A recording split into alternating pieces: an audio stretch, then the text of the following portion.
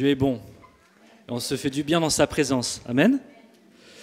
Alors, mon thème de ce matin, c'est Jésus, le chemin. Alors, vous voyez que tout est conduit par le Saint-Esprit, je me réjouis. Merci pour les chants que le Seigneur a inspirés et dans lesquels on s'est fait du bien. Jésus, le chemin. Alors, peut-être vous connaissez cette expression, tous les chemins mènent à Rome. Alors, j'ai rajouté ou pas. On connaît tous cette expression. Elle est inspirée des fameuses voies romaines qui étaient construites en étoile tout autour de Rome et qui avaient pour objectif de faciliter l'acheminement des marchandises et des richesses dans la ville, dans la capitale de l'Empire.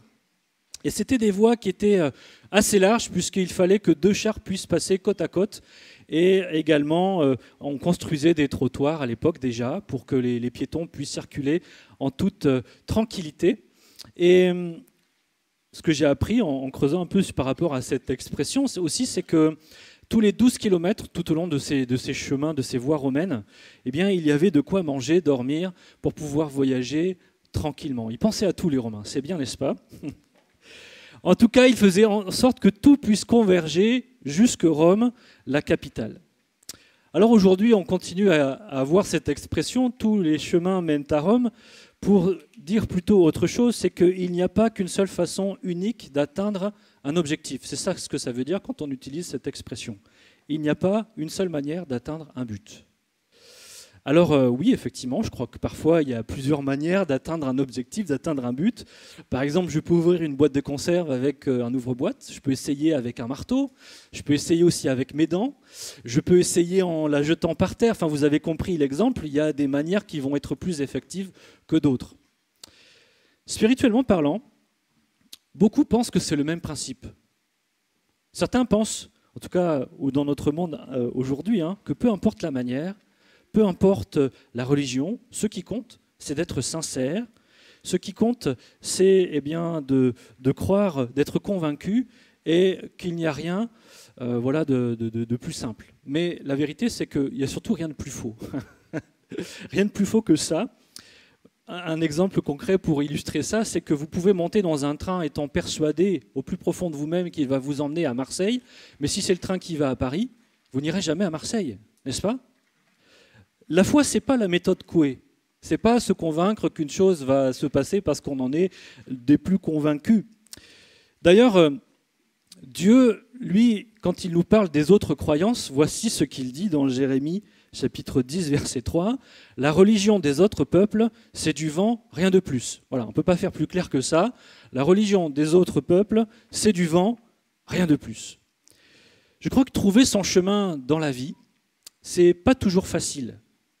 Alors trouver le chemin qui mène à Dieu, ça peut sembler en tout cas être une entreprise un peu compliquée, mais pourtant la parole de Dieu nous dit que Dieu se laisse trouver par ceux qui le cherchent, n'est-ce pas ? Et Jésus va nous laisser cette parole sans équivoque et qui est le thème de notre message, Jean 14, verset 6, « Je suis le chemin, la vérité et la vie, nul ne vient au Père que par moi. » Quelle parole puissante, n'est-ce pas ?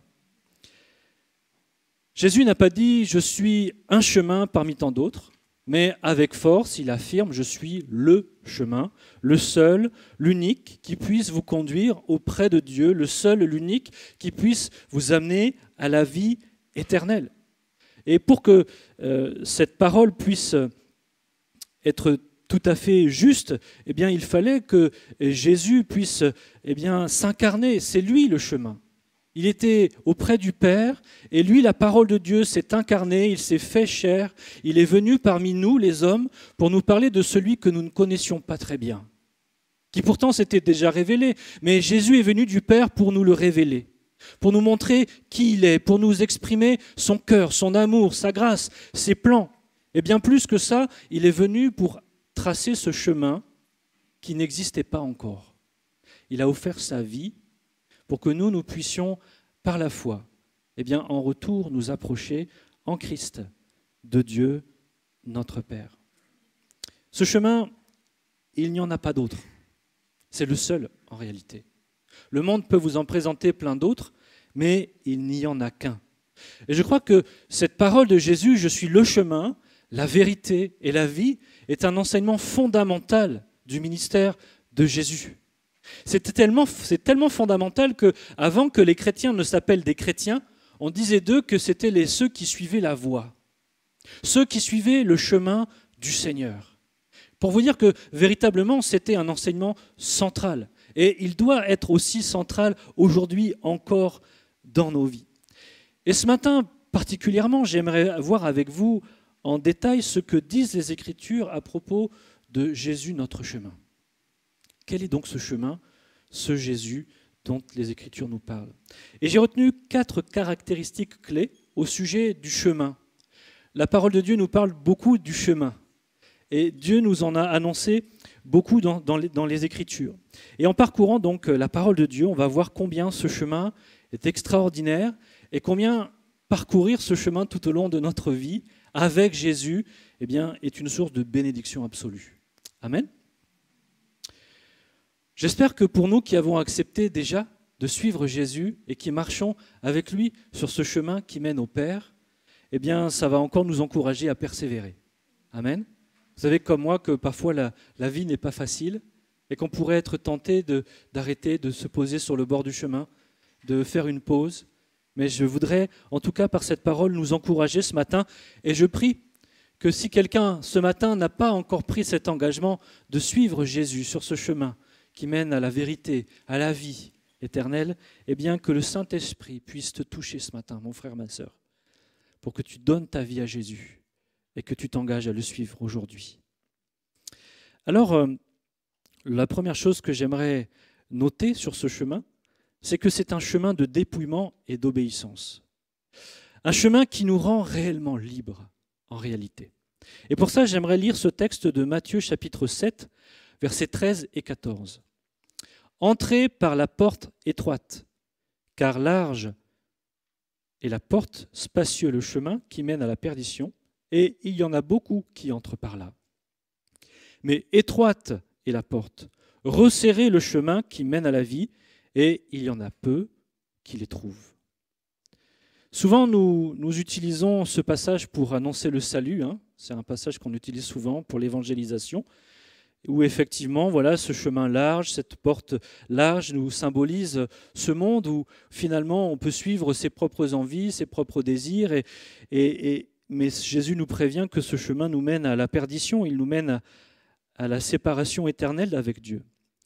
Et où ce chemin étroit, eh bien, c'est ce chemin du salut, ce chemin effectivement qui mène au Père par Jésus. Même si c'est une utilisation juste de ce texte, je crois que cet avertissement que Jésus nous donne ici dans Matthieu, eh bien, s'adresse premièrement aux disciples de Jésus. Jésus affirme ici que pour le suivre, il faut de la foi, de la discipline et aussi de l'endurance. De la foi, de la discipline et de l'endurance. Le chemin qui mène à la vie éternelle est un chemin loin de l'égoïsme et loin des plaisirs destructeurs de ce monde, vers lesquels il est facile d'aller, vers lesquels il est facile de se laisser entraîner, de se laisser conduire. Il n'y a qu'à suivre le mouvement, c'est facile, n'est-ce pas? Mais si on choisit le chemin facile, on sera en nombreuse compagnie, mais on va passer à côté du meilleur que Dieu a prévu pour chacun et chacune d'entre nous. Jésus veut ici nous avertir que être son disciple,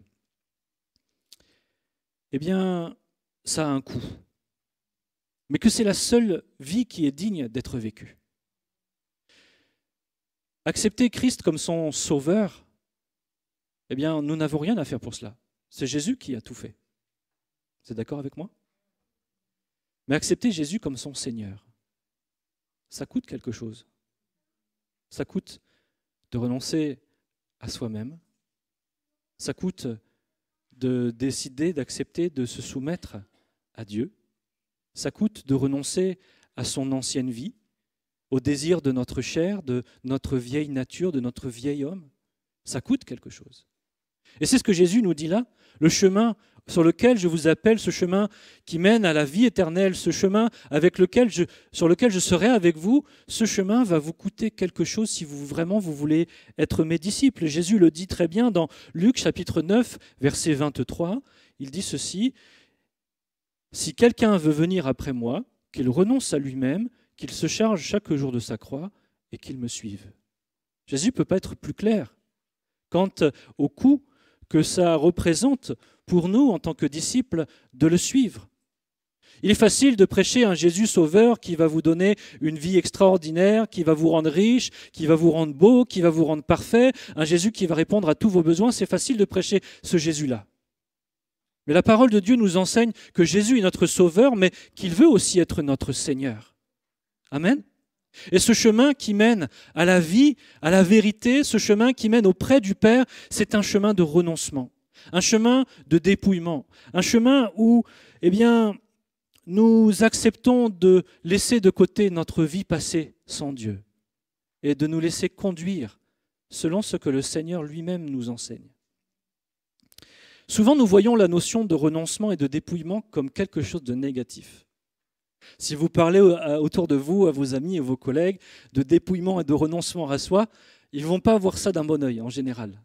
Mais je crois pourtant que c'est mal comprendre ce qu'est le dépouillement spirituel, le dépouillement tel que Jésus nous l'enseigne dans sa parole.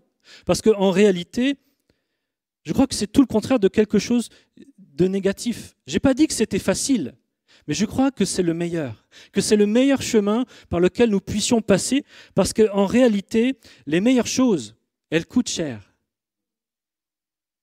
Vous êtes d'accord avec moi ? Les meilleures choses coûtent cher, et elles ne coûtent pas cher pour rien, c'est parce qu'elles sont précieuses.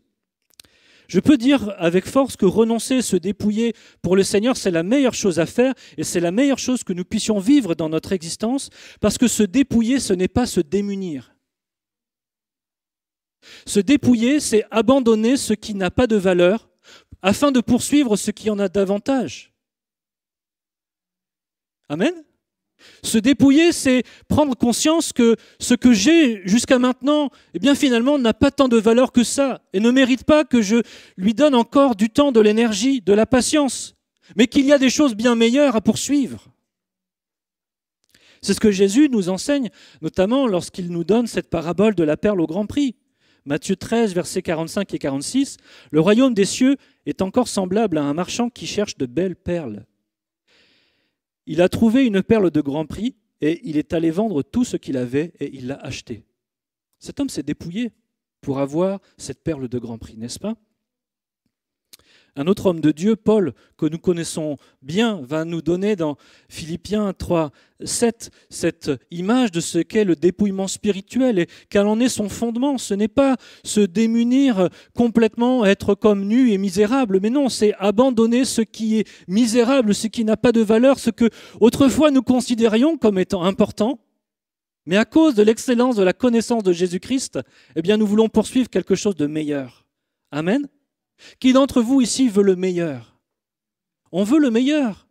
Notre monde veut le meilleur. Le meilleur, c'est Jésus. Alléluia.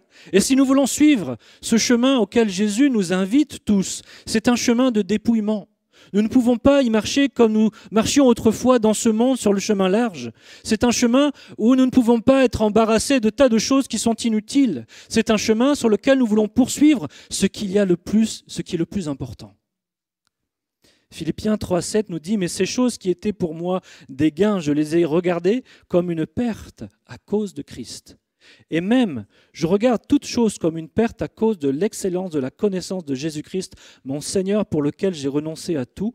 Je le regarde comme de la boue, afin de gagner Christ et d'être trouvé en lui, non avec ma justice, celle qui vient de la loi, mais avec celle qui s'obtient par la foi en Christ, la justice qui vient de Dieu par la foi. Ainsi, je connaîtrai Christ et la puissance de la résurrection et la communion de ses souffrances en devenant conforme à lui dans sa mort pour y parvenir. » Amen. J'aime ce passage. J'aime ce passage. Ce chemin, c'est un chemin où chaque jour, nous renonçons à notre ancienne vie sans Christ. C'est un chemin où nous renonçons à notre vieille nature, à ses habitudes, à ses droits même. Parce qu'avant que nous connaissions Christ, avant que Christ habite en nous, que nous devenions le temple du Saint-Esprit, c'était notre chair qui conduisait notre vie, n'est-ce pas ? C'est notre chair qui nous faisait prendre nos décisions, c'est notre chair qui influençait notre intelligence, c'est notre chair qui conduisait nos pas. Mais lorsque nous avons accepté de suivre Christ, nous avons accepté de mourir à nous-mêmes. Par la foi, nous sommes morts en Christ, n'est-ce pas ? Et par la foi, nous sommes ressuscités comme une nouvelle création.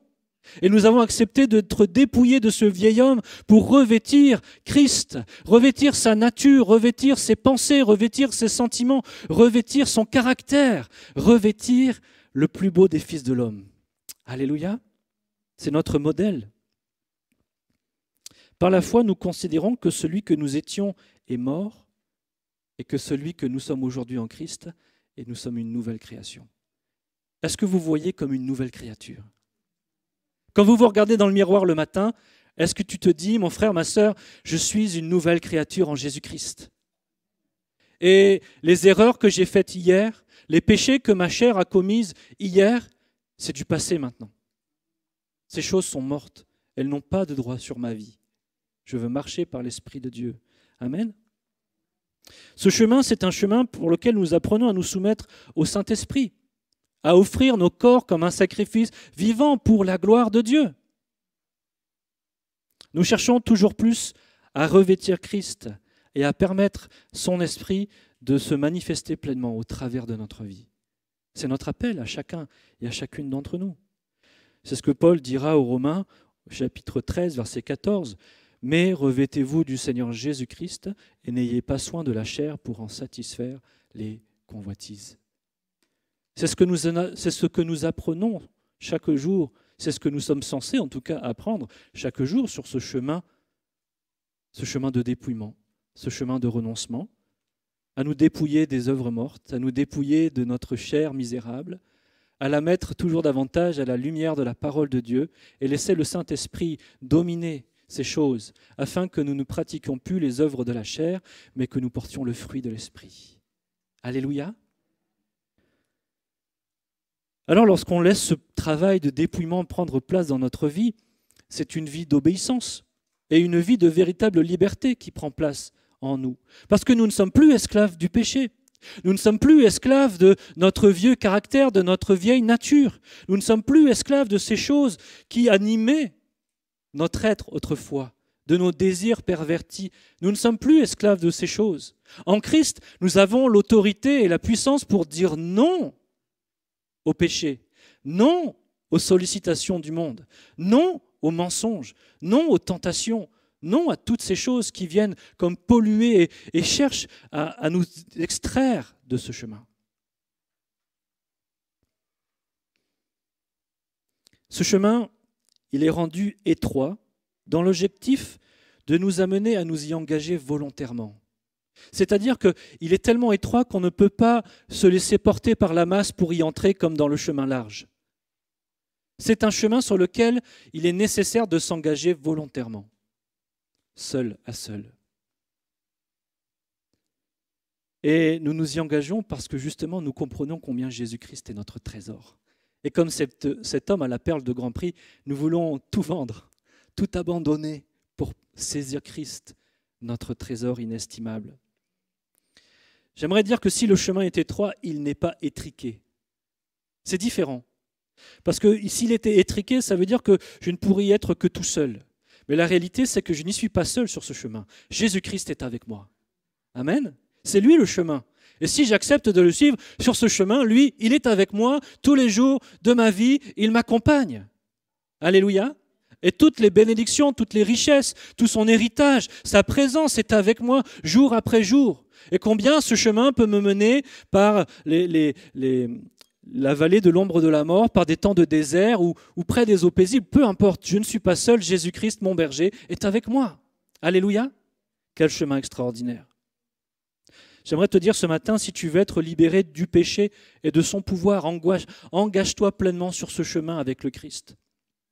Accepte l'œuvre de dépouillement dans laquelle il veut t'amener depuis le jour où tu lui as donné ta vie. Si tu refuses cette œuvre, si tu refuses de faire de Jésus ton Seigneur, alors il n'est pas étonnant que ta vie chrétienne tourne en rond et que ta vie spirituelle n'ait pas le développement, elle ne porte pas les fruits qu'elle doit porter. Parce que c'est l'œuvre du Saint-Esprit dans ta vie qui va t'amener à abandonner au fur et à mesure ces choses qu'il va te montrer pour pouvoir davantage toujours saisir Christ et le revêtir. Comme Paul, que tu puisses faire cette prière, dire « Mais qui me délivrera de ce corps de mort ? sur laquelle la loi du péché est attachée. Mais Paul continue en disant qu'il n'y a pas de condamnation pour ceux qui sont en Jésus-Christ. Ce n'est pas une fatalité. Nous qui avons donné notre vie à Christ, nous avons la loi de la puissance du Saint-Esprit en nous, qui nous permet de ne plus être esclaves de la loi du péché, mais de marcher en nouveauté de vie. Amen. Quelle bénédiction extraordinaire. Nous ne sommes pas seuls sur ce chemin. Ce n'est pas un chemin où nous devons, comme nous arracher par nous-mêmes les choses, mais nous avons l'assistance du Saint-Esprit pour nous y aider, parce que nous sommes trop durs à comprendre et à voir les choses, mais le Saint-Esprit, par la parole de Dieu, nous éclaire et nous montre les choses dont nous devons nous dépouiller, les choses que nous devons abandonner au fur et à mesure. Dieu ne veut pas nous emmener en haut de la montagne en une seule étape, mais jour après jour, pas après pas, étape après étape, tout au long de notre vie. Le Seigneur nous façonne à son image, pour le peu que nous nous laissions faire. Alléluia. Deuxième chose que je voudrais noter à propos de ce chemin. C'est un chemin bien tracé pour marcher en sécurité et atteindre le but sans crainte. Amen. Pour étayer ce point, je voudrais faire 2 lectures. La première dans Hébreux, chapitre 10, versets 19 et 20. Ainsi donc, frères, nous avons, au moyen du sang de Jésus, une libre entrée dans le sanctuaire, par la route nouvelle et vivante qu'il a inaugurée pour nous au travers du voile, c'est-à-dire sa chair. Par la route nouvelle et vivante qu'il a inaugurée pour nous au travers du voile, c'est-à-dire sa chair. Deuxième passage dans Ésaïe, chapitre 35, à partir du verset 8. Il y aura là un chemin frayé, une route, qu'on appellera la voie sainte. Nul impur n'y passera. Elle sera pour eux seuls. Ceux qui la suivront, même les insensés, ne pourront s'égarer. Sur cette route, point de lion. Nulle bête féroce ne la prendra. Nul ne s'y rencontrera. Les délivrés y marcheront. Les rachetés de l'Éternel retourneront. Ils iront à Sion avec chant de triomphe. Une joie éternelle couronnera leur tête. L'allégresse et la joie s'approcheront. La douleur et les gémissements s'enfuiront. Amen. Quel passage extraordinaire.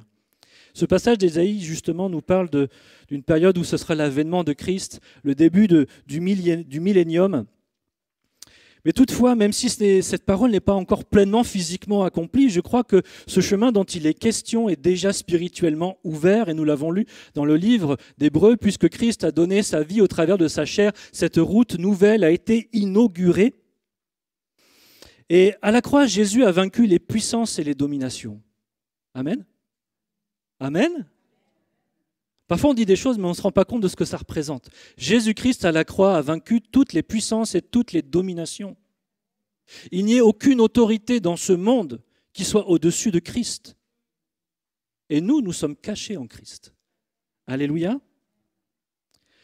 Pour nous qui étions déportés et esclaves du monde, Jésus nous a donné l'opportunité de retourner auprès du Père Céleste, de devenir saints et justes par la foi et d'être ajoutés au nombre des véritables adorateurs. Alléluia. Et lorsque nous suivons ce chemin, comme le dit ce passage d'Ésaïe, il nous est impossible de nous perdre. Même les insensés ne peuvent s'égarer, il est écrit. Un insensé, c'est... Alors pour nous aujourd'hui, en termes modernes, un insensé, c'est un peu quelqu'un qui ne raisonne pas bien, qui est un peu un fou. Mais un insensé, c'est quelqu'un qui n'a pas de sens, d'une certaine manière. Donc aussi du sens de l'orientation. Quelqu'un qui peut se perdre facilement. Amen. Mais là, il nous est dit que même ceux qui se perdent facilement, je ne sais pas si vous avez le sens de l'orientation. Maintenant, aujourd'hui, avec les GPS, on se perd moins. Mais parfois, je connais des personnes qui n'ont pas trop le sens de l'orientation et qui se perdent toujours. Voilà. Mais là, le Seigneur nous dit que sur ce chemin-là, on ne se perd pas. Si on est dessus, à coup sûr, on atteint notre objectif. Amen. Parce que le chemin est tracé, il est bien tracé, il est clair, il est droit, et on ne peut pas se perdre si on le suit fidèlement. Amen. C'est une assurance pour nous qui sommes enfants de Dieu, que puisque nous avons accepté Christ comme notre Sauveur et comme notre Seigneur, et que nous marchons jour après jour avec lui, nous savons quelle est notre destinée. Amen. Nous avons cette assurance dans notre cœur de là où nous allons. Nous savons qu'un jour nous serons dans la présence de Dieu, là-haut avec lui. Quelle assurance! Par la description qu'Ésaïe fait de ce chemin, on comprend aussi que c'est un chemin de sanctification. Il nous est dit que, on peut le relire, voilà, on l'appellera la voie sainte, nul impur n'y passera, elle sera pour eux seuls. Ça veut dire, d'une certaine manière, que sur ce chemin, Jésus nous fait marcher dans la sainteté, dans sa sainteté. Il œuvre dans notre vie par le Saint-Esprit pour que nous entrions pleinement dans la sainteté qu'il nous a acquise. Si nous sommes déclarés justes devant Dieu, ce n'est pas à cause de notre sainteté et de notre perfection. C'est à cause de la sainteté et de la perfection de Christ. Nous sommes cachés en lui. Si Dieu nous accepte dans sa présence, c'est parce que Jésus-Christ répond parfaitement à tous les critères et que nous sommes cachés en lui. Il est notre représentant, notre modèle, notre berger. Nous sommes un avec lui. Mais il est quand même précisé qu'aucun impur ne peut y marcher. Cela veut dire que c'est un chemin réservé à ceux qui appartiennent réellement au Seigneur. Autrement, ceux qui préfèrent une vie charnelle choisiront le chemin large et spacieux, qui ne mène pas dans la présence de Dieu. Parce qu'en réalité, ce chemin qui est une voie sainte, c'est ce chemin qui nous mène dans la présence de Dieu. Cela rejoint l'idée du dépouillement qu'on a déjà développé, donc je ne vais pas aller plus loin sur cette idée. Ce passage d'Ésaïe 35 nous indique également que c'est un chemin sûr, un chemin sécure, un chemin où nous n'avons rien à craindre. Pas de lion, ni de bêtes féroces pour nous empêcher d'arriver à bon port. Amen. Alors, je ne sais pas si vous avez déjà eu l'occasion de voyager, moi pas tellement, mais j'ai déjà tellement entendu d'histoires d'endroits dans lesquels il vaut mieux pas se trouver parce que tellement c'est pas sécure. Mais là, sur ce chemin, et on comprend très bien qu'à l'époque où ça a été écrit, il n'y avait pas encore les voies romaines qui étaient plus ou moins sécurisées, mais elles ne l'étaient pas totalement. Mais on comprend très bien que partir en voyage, c'était toute une aventure. On savait qu'on partait, mais on ne savait pas vraiment si on allait atteindre son objectif. Il pouvait se passer 1000 choses. On pouvait se faire attaquer par des brigands, on pouvait se faire dévorer par une bête féroce, on pouvait tomber malade, il pouvait se passer 1000 choses. Mais Jésus nous dit, dans ce contexte-là, la voie que je trace est une voie sécure, une voie où il ne peut rien vous arriver. Vous allez être en sécurité. L'ennemi, c'est comme un lion qui rugit et qui cherche qui il va dévorer. Il rôde. Mais en Christ, nous avons l'assurance que rien ni personne ne nous empêchera d'arriver au but, que toute chose concourt à notre bien. Connaissez ce passage, Romains 8 ? Car j'ai l'assurance que ni la mort, ni la vie, ni les anges, ni les dominations, ni les choses présentes, ni les choses à venir, ni les puissances, ni les hauteurs, ni la profondeur, ni aucune autre créature ne pourra nous séparer de l'amour de Dieu manifesté en Jésus-Christ notre Seigneur. Amen. Aujourd'hui, le diable peut chercher à nous détourner du chemin. Il peut chercher à faire en sorte que nous regardions vers le chemin large et que nous soyons attirés d'y marcher. Mais la réalité, c'est que si nous gardons nos yeux fixés sur Christ et que nous continuons fidèlement à marcher sur ce chemin, nous sommes en sécurité. Rien ni personne ne peut nous retirer de l'amour de Christ. Ce passage que nous avons lu d'Ésaïe nous indique aussi que c'est un chemin de joie et d'allégresse. Un chemin de joie et d'allégresse parce qu'on y célèbre ce que Jésus, notre Sauveur, a fait pour nous. Je me mets à la place de ces gens qui vont un jour revenir alors qu'ils étaient éparpillés et Jésus installe son règne sur la terre. La paix est proclamée, l'ennemi est enchaîné pour 1000 ans et c'est ce peuple d'Israël qui a beaucoup souffert pendant la tribulation revient à Jérusalem et sur ce chemin qui est sécurisé où rien ne va leur arriver et ils vont pouvoir entrer dans la présence de leur Dieu et sur ce chemin c'est l'allégresse, la joie. Pourquoi ? Parce qu'ils savent ce que Dieu a fait pour eux, ils savent ce qui les attend au bout de ce chemin. Et ils se réjouissent tout au long du chemin parce qu'ils ont la chance, ils savent, mais on a tellement de chance. Nous quittons cette vie misérable, nous quittons cet esclavage, nous quittons cette vie pourrie que nous avions et maintenant nous retournons vers notre destinée dans la présence de notre Dieu. Amen. N'est-ce pas notre chemin à nous aussi dès aujourd'hui ? Certes, la vie n'est pas un long fleuve tranquille. Mais nous pouvons tout au long du chemin nous réjouir, être dans la joie et dans l'allégresse. C'est un chemin de triomphe parce que Christ a triomphé de tous nos ennemis. Le temps de notre ennemi est compté, n'est-ce pas ? Aujourd'hui, il peut encore rugir, il peut encore agir d'une manière ou d'une autre, mais viendra un temps où ces choses seront terminées et déjà spirituellement, il a été vaincu. Amen. En Christ, nous sommes plus que vainqueurs. Nous pouvons et nous devons nous réjouir du triomphe de Christ, du chemin qu'il a tracé pour nous, de son salut parfait, de l'accès libre que nous avons dans la présence de Dieu. Souvent, on se rend compte de la valeur des choses quand on les perd. J'aimerais nous encourager ce matin, ne perdons pas ce que nous avons acquis en Christ, mais sachons reconnaître la valeur de ce qu'il nous a accordé. Nous sommes libres en Jésus-Christ. Nous sommes sauvés en Jésus-Christ. Nous sommes aimés et chéris en Jésus-Christ. Nous sommes purifiés, sanctifiés en Jésus-Christ. Nous sommes le temple du Saint-Esprit en Jésus-Christ. Nous avons été bénis de toute bénédiction en Jésus-Christ. Toutes ces choses sont pour nous dès maintenant. Sommes-nous dans la joie et la reconnaissance, l'allégresse pour ce chemin que nous pouvons parcourir chaque jour dans sa présence? Peut-être aujourd'hui tu passes par un temps difficile et tu as du mal à te remémorer toutes ces raisons pour lesquelles tu pourrais te réjouir. Mais pourtant, je crois que c'est important de regarder à Christ et non pas aux circonstances. Les circonstances vont passer, mais Christ, lui, demeure. Et il veut t'apporter sa bénédiction, là, dans ce moment particulier que tu vis. Troisième point, j'ai essayé d'avancer un peu plus vite. Un chemin de délivrance, de guérison et de restauration.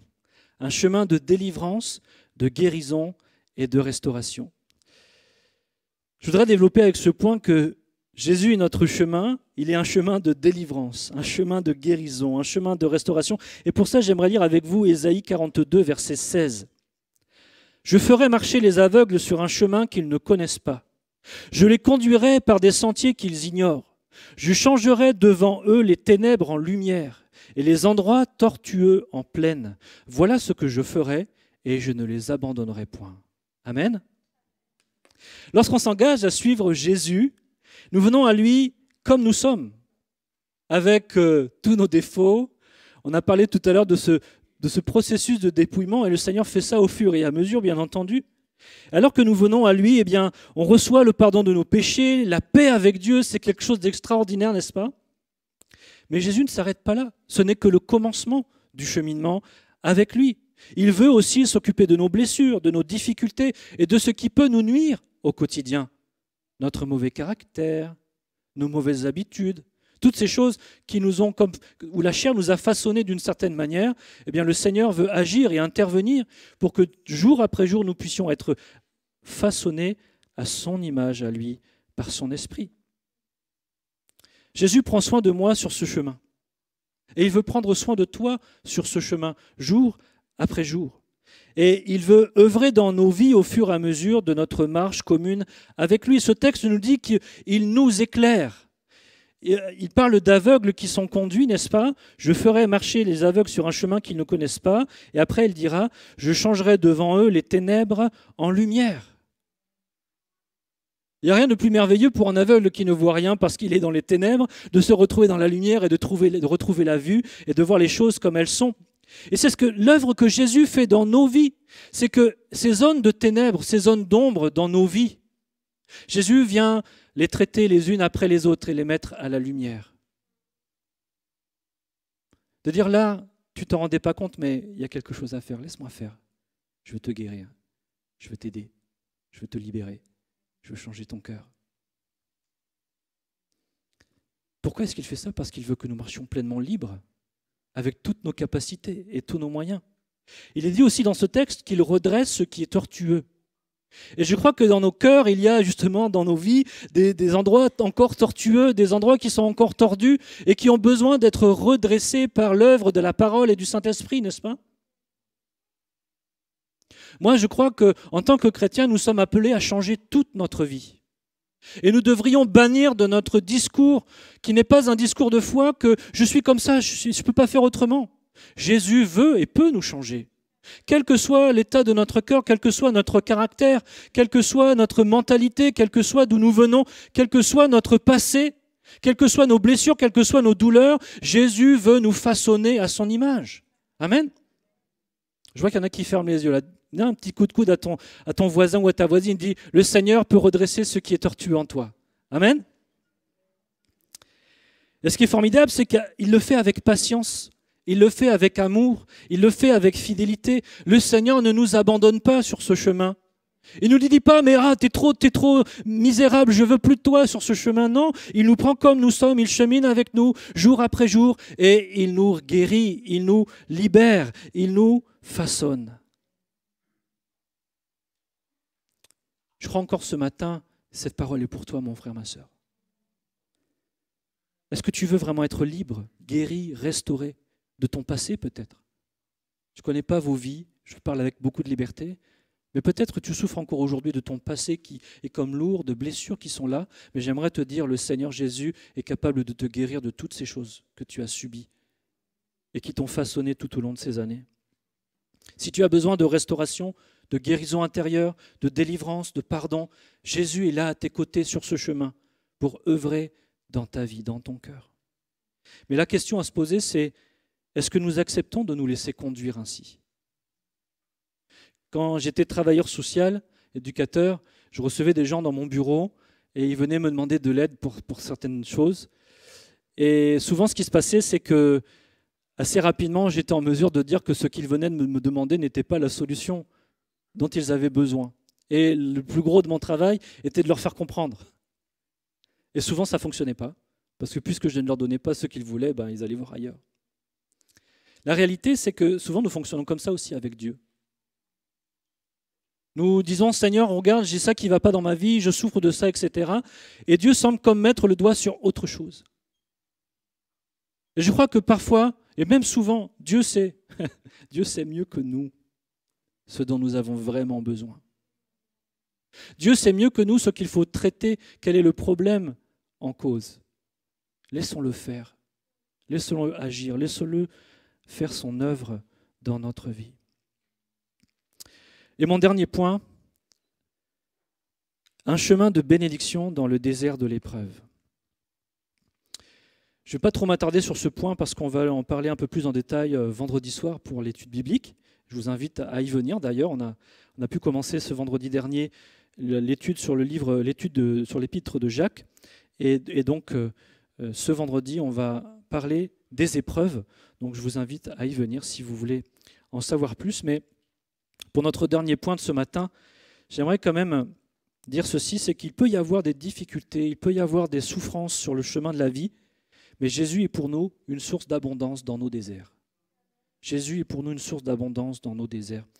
Quelques textes pour appuyer cela. 2 Timothée chapitre 3, verset 10. « Pour toi, tu as suivi de près mon enseignement, ma conduite, mes projets, ma foi, ma douceur, mon amour, ma constance, mes persécutions, mes souffrances. À quelle souffrance n'ai-je pas été exposé à Antioche, à Icône, à Lystre? Quelle persécution Quelle persécution n'ai-je pas supporté? Et le Seigneur m'a délivré de toutes. Or, tous ceux qui veulent vivre pieusement en Jésus-Christ seront persécutés. » Ici, Paul prévient que ceux qui veulent suivre le chemin de Jésus-Christ, fondamentalement, auront des moments difficiles dans leur vie. Des moments de persécution, des moments d'opposition, des moments de rejet. Et Paul dira, mais moi, à quoi n'ai-je pas été confronté? Mais il dit à Timothée, celui qui prend sa suite, le Seigneur m'en a délivré de toutes. De toutes. Amen. La vie chrétienne n'est pas un long fleuve tranquille, et ce chemin sur lequel nous marchons avec le Seigneur peut nous faire traverser des déserts. On peut connaître des souffrances dans ce monde, et cela à cause de Christ. Mais avant de nous décourager, lisons quelques versets. Ésaïe 43, verset 19 nous dit ceci. « Car je vais faire du nouveau, on le voit déjà paraître. Vous saurez bien le reconnaître. Oui, dans le désert, je vais ouvrir un chemin. Dans ces lieux arides, je vais faire couler des fleuves. » Ésaïe 48, verset 21. « Et ils n'auront pas soif dans les déserts où on les conduira. Il fera jaillir pour eux l'eau du rocher. Il fendra le rocher et l'eau coulera. » Et Ésaïe 44, verset 3. « Car je répandrai des eaux sur le sol altéré. et des ruisseaux sur la terre desséchée. Je répandrai mon esprit sur ta race et ma bénédiction sur tes rejetons. » Alors que nous pouvons passer par des temps de désert, des temps d'épreuve, des temps difficiles, nous avons ici la promesse que sur ce chemin, l'eau va couler en abondance. Le rocher dont il est question ici, ce rocher spirituel, c'est Christ. Christ est avec nous au milieu de ce désert et de lui coule une eau jaillissante qui nous désaltère, qui nous fait du bien. Quelle que soit ton épreuve, quelle que soit ta difficulté, Jésus-Christ est avec toi et il veut pour toi être la source qui te désaltère, la source qui te fait du bien, la source qui te bénit, cette source d'abondance. Oui, il y aura des temps difficiles, oui, il y aura des difficultés, mais parce que tu es sur ce chemin avec Christ, tu ne crains rien. Amen. Le Seigneur veut nous désaltérer par sa parole et par son esprit, l'abondance de son esprit. Je crois que souvent, ces temps difficiles, ce sont des temps où le Seigneur veut un cœur à cœur particulier avec nous, un temps où il veut nous visiter, un temps où il veut nous renouveler, un temps où il veut comme faire couler avec abondance son esprit sur notre vie. Amen. J'aime ce passage dans le livre des Actes où, alors qu'ils commencent à subir la persécution, ils ont pourtant déjà été visités par le Saint-Esprit, ils ont reçu le baptême de feu. Ils vont demander, Seigneur, tu vois ce qu'ils nous font, visite-nous encore de ton esprit, baptise-nous encore de ton esprit. Et là, ils vont être visités, équipés pour subir tous ces temps difficiles par lesquels ils vont passer. Et je crois que c'est tellement une belle illustration de ce que nous pouvons vivre dans notre vie chrétienne. Mon frère, ma sœur, ne perds pas courage, quels que soient les temps difficiles par lesquels tu passes, cherche la face de Dieu, passe du temps dans la présence de Jésus-Christ et tu verras que par son esprit, par sa parole, il va te désaltérer, il va remplir ton cœur avec abondance et tu ne verras pas la chaleur te contraindre. Amen. C'est pas pour rien que Paul dira, alors qu'il a été confronté à toutes sortes de persécutions et de temps difficiles, Philippiens 4.4, nous connaissons tous ce passage, réjouissez-vous toujours dans le Seigneur, je le répète, réjouissez-vous. Il écrit ces mots alors qu'il est en prison. Quel homme de Dieu, quel exemple à suivre. J'en viens à ma conclusion. Je crois que ce chemin est un chemin merveilleux, n'est-ce pas? C'est un chemin de dépouillement, c'est un chemin sécurisé, un chemin de sanctification, un chemin de joie et d'allégresse, un chemin de restauration, de délivrance et de guérison, un chemin de bénédiction dans l'épreuve et la persécution. Alléluia. Ma question pour nous ce matin, c'est, voulons encore nous y marcher jour après jour? Et si tu n'y es pas encore engagé, veux-tu t'y engager ce matin?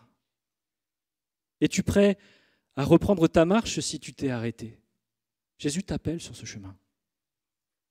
Peut-être pour un temps, tu t'es égaré sur le chemin large et spacieux, mais le Seigneur t'appelle ce matin à revenir sur ce chemin étroit avec lui pour vivre toutes ces choses.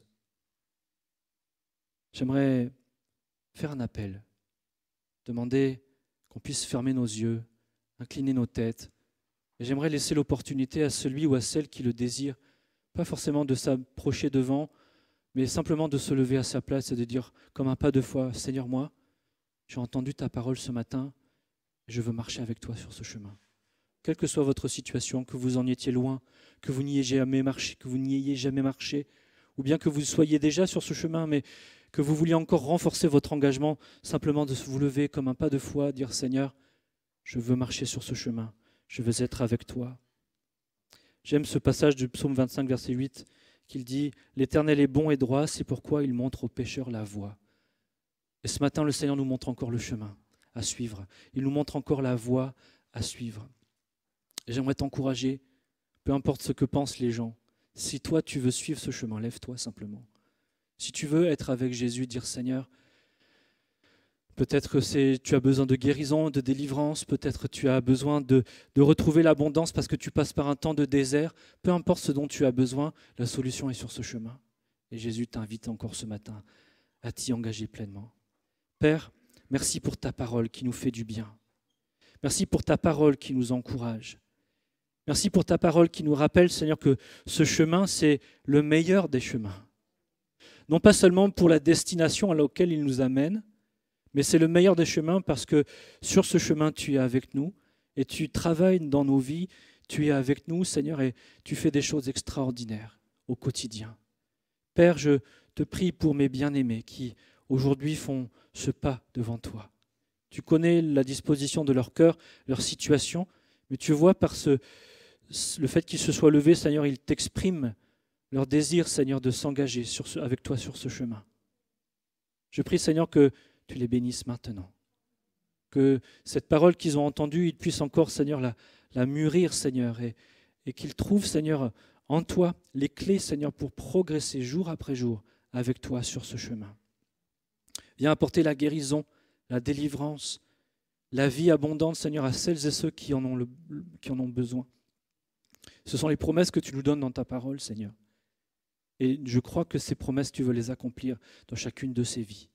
Je prie maintenant que par ton esprit, tu puisses agir au plus profond des cœurs, Seigneur. Merci pour ta parole, mon Seigneur. Amen. Amen. Je me réjouis d'être parmi vous maintenant. On est bien installés maintenant et puis voilà, il n'y a plus qu'à. On va œuvrer ensemble pour la gloire de Dieu. Amen. Pour cette région, pour cette ville. Et on croit que Dieu a des belles choses en réserve. Amen. Voilà, on vous souhaite à chacun et à chacune une belle semaine. Que Dieu vous bénisse.